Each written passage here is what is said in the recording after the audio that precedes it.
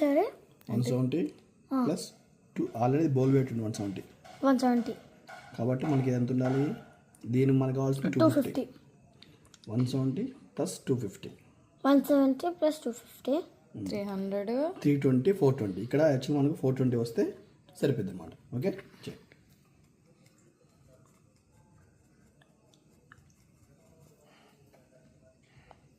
420 కదా yes 420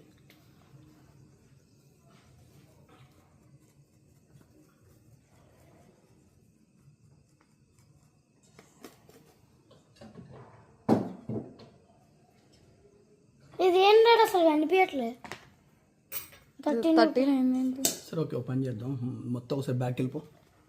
318 అయిందిగా అవును పర్లేదు ఏమవుతుంది ఇంకా ఎక్కువ రావాలి తొందరగా ఆపేసి తర్వాత